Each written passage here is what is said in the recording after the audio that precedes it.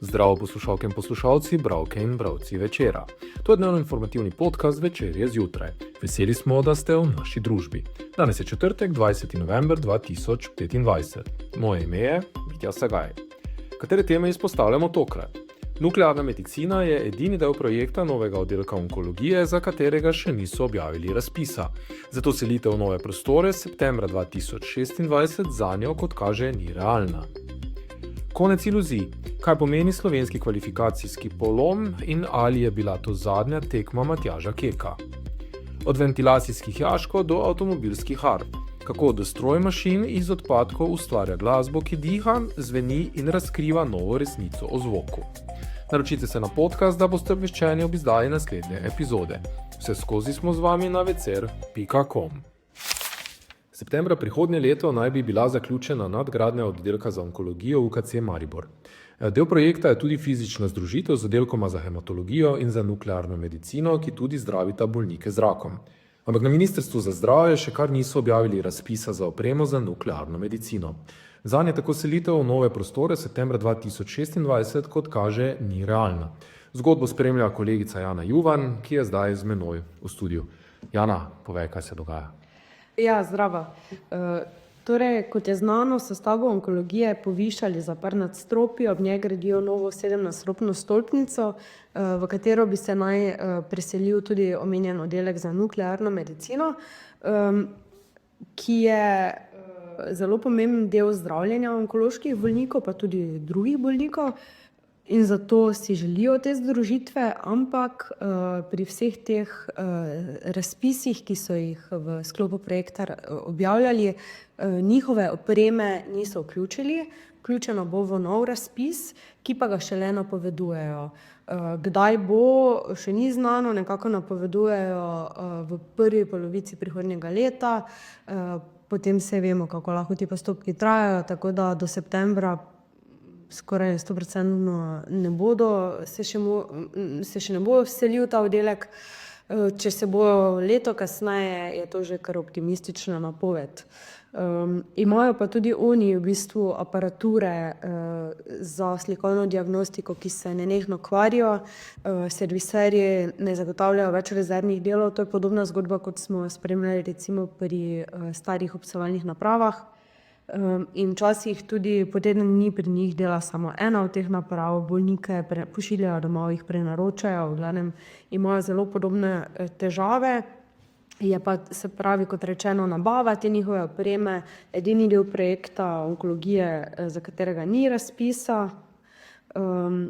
Projekt vodi ta Urad za nadzor kakovosti in investicije v zdravstvu, UNKIZ. Smo jih seveda vprašali, zakaj so izločili ta del iz projekta, pa niso pojasnili. Povej nam še to, Jana, kaj te naprave sploh so, v bistvu, kaj počnejo, zakaj so ključne? Ja, to so SPECT CT naprave, to so nekakšne kamere, scintološke kamere, in RSK za nuklearno medicino, se pravi razširjen strokovni kolegij, ki je najširše strokovno posvetovalno telo ministrstva, je ta SPECT CT označil kot temeljno medicinsko preiskavo nuklearne medicine, ampak v Mariboru že 8 let tega ni od takrat, ko so to določili. In predstojnik tega oddelka v bistvu nam je zaupal, da je med 7 nuklearno-medicinskimi oddelki v državi, da je mariborski zaradi tega najslabše opremljen v državi, ne? Ker čakajo, se pravi, na to napravo in zdaj bo čakali še dlje. Nuklearna medicina je torej izjemno tehnološka veja medicine in v bistvu lahko ima zelo svetlo prihodnost, ravno zaradi tega hitrega razvoja tehnologije, ki se dogaja, ker se nove diagnostične in terapevtske metode v bistvu skoraj dnevno pojavljajo, in ravno zaradi tega en tak zamik v tem tehnološkem smislu v bistvu ni dober. Govoriš o pomembnosti, mogoče še z nekaj številkami postreživa, o koliko bolnikih sploh govorimo, ki so odvisni od tega oddelka? Ja, za lani mi je povedal predstojnik, da so opravili okoli 11.000 ambulantnih pregledov za bolezni ščitnice, dobrih 4.000 scintigrafskih preiskav, se pravi s temi kamerami, in pa več kot 2.000 preiskav s PET-CT kamero, in pa kar več kot 100.000 laboratorijskih storitev. Tako da zajamejo v bistvu zelo, zelo veliko število bolnikov, ne samo onkoloških. Spomnimo, da onkologija je oddelek, ki je bil seveda medijsko precej izpostavljen skozi različne perspektive. Spomnimo nas malo, kako se je ta celotna zgodba odvijala. Ja, res je. To je bila najprej zelo zgodba o uspehu, ker je oddelek, ki je bil relativno mlad, potem zelo hitro prišel tudi do nadgradnje, ki so potrebovali, ker vemo, da je pač raka vedno več in so se morali širiti. Dolgo so opozarjali tudi na stare obsevalnike, tudi bilo, se pravi, pozitivno, da dobijo zdaj celo 4, ne samo 2, kot so jih imeli zdaj, in novo stolpnico 7-nadstropno, se pravi, oddelek se bo res lahko zelo razširil. Zelo pomemben del je tudi, da bo paliativa dobila svoje nadstropje, ki do zdaj ni imela nobenih postelj, tega hospitala, kot mu pravijo. Ampak vedno je bilo kup enih težav, zaradi katerih, če se na kratko povzamem, bo onkologija eno leto kasneje, kot bi morala biti, to bo tudi nekaj zamudne, morala plačati država. Problem je bil predvsem stanovalci sosednje zgradbe, ki jih niso v štartu vključili v odkup te stavbe v projekt in tako naprej. Zdaj pa, kot kaže, se bo tudi tale del z nuklearno medicino še zavlekal. Tako da še nov zaplet, ki je očitno bolj administrativne narave, morda pa vendarle dobimo pojasnila o prihodnosti. Hvala, Jana, zaenkrat. Slovenska nogometna reprezentanca je kvalifikacije za svetovno prvenstvo 2026 končala na najslabši način, brez ene same zmage. Po visokih pričakovanjih in upanju na vsaj dodatne kvalifikacije realnost udarila močno. 4 točke, 3 goli in zadnje mesto pred Švedsko, ki je bila prav tako daleč od nekdanje moči.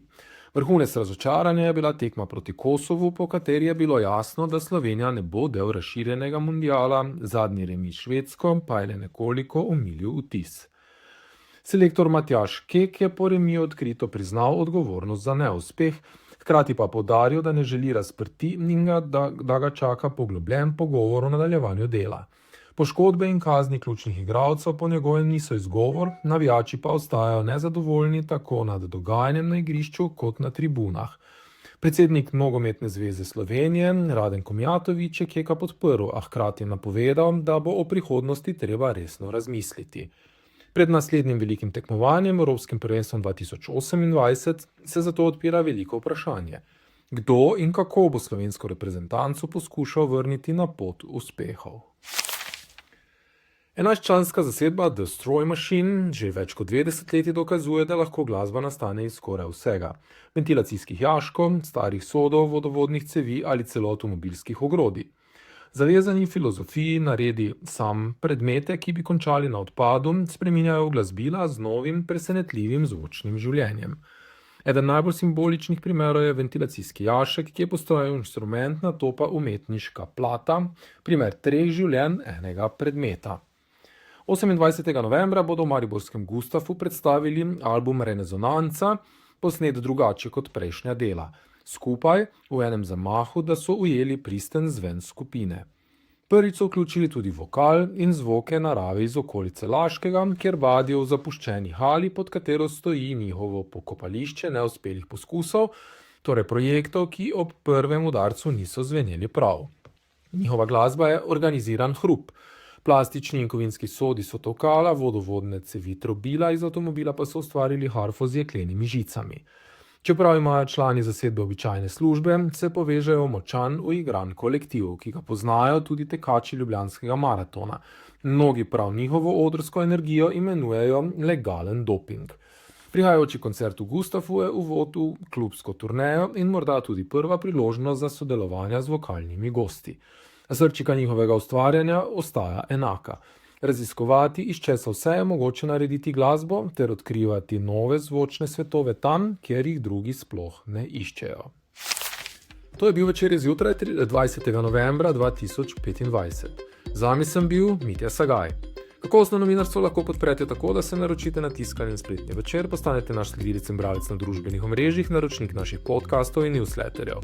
Tako boste podprli novinarstvo, ki prinaša avtentične vsebine, ki jih pripravljajo naši novinarji in jih drugje ne boste našli. Želimo, da razumete, kako se vrti svet. Želimo vam odstreti vpogled v čas in prostor, v katerem živimo. Veseli bomo vaših komentarjev, pobud in kritik na različnih kanalih. Se beremo in slišimo.